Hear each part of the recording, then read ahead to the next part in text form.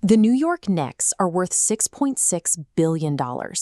They generate over $500 million in annual revenue, play in a globally recognized arena, and command permanent real estate on national television.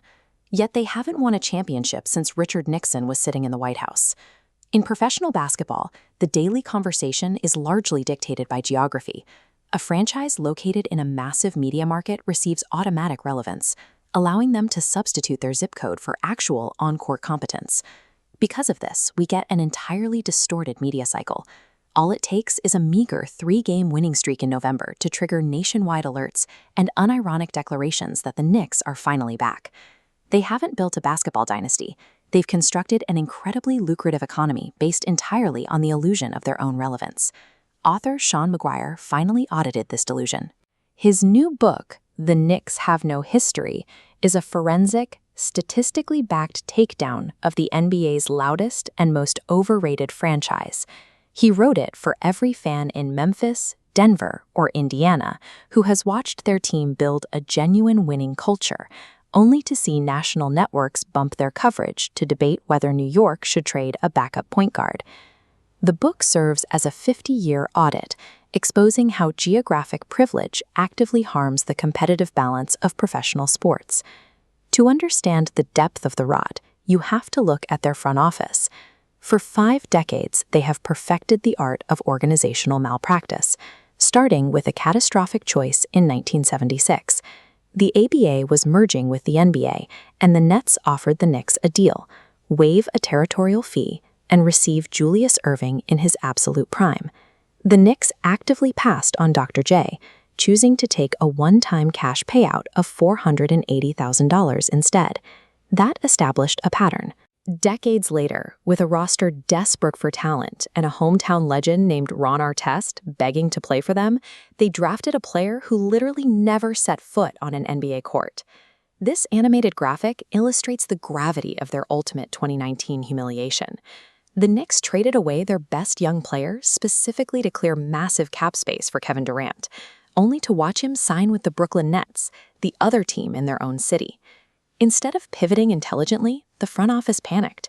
They immediately maxed out their credit cards on mediocre role players, handing out massive contracts simply because the money was burning a hole in their pocket.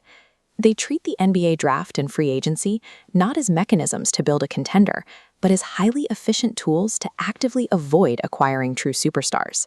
This incompetence is usually shielded by the mythology of Madison Square Garden. We're constantly told it's the Mecca of basketball, a sacred venue where legends are made.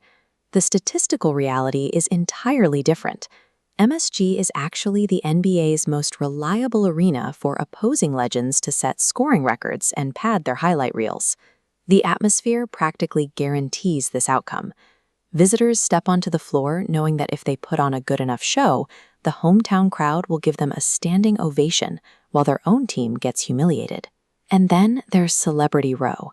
Die-hard famous fans with a combined net worth in the billions pay exorbitant prices to sit courtside, treating the game as ambient noise while they network and watch their team get destroyed.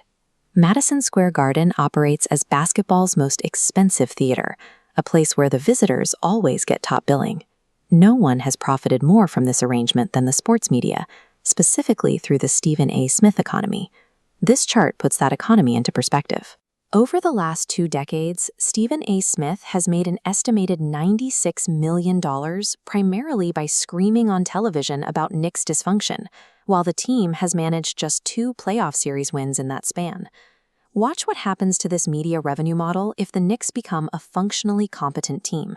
A championship would completely ruin sports media's most reliable, renewable content stream.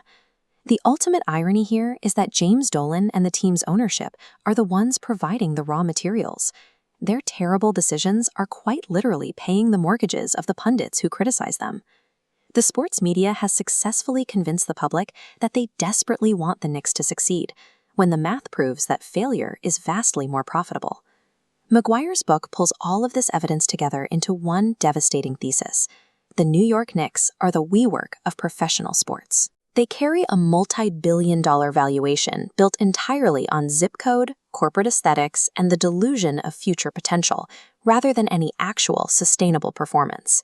You don't even need to care about basketball to find this fascinating. It's a profound case study on how American culture financially rewards absolute failure, as long as it happens in the right media market. In New York, a franchise doesn't actually need to learn how to win. They just have to learn how to sell the hope that they might. If you want the complete statistical autopsy of the NBA's most profitable illusion, pick up The Knicks Have No History on Amazon.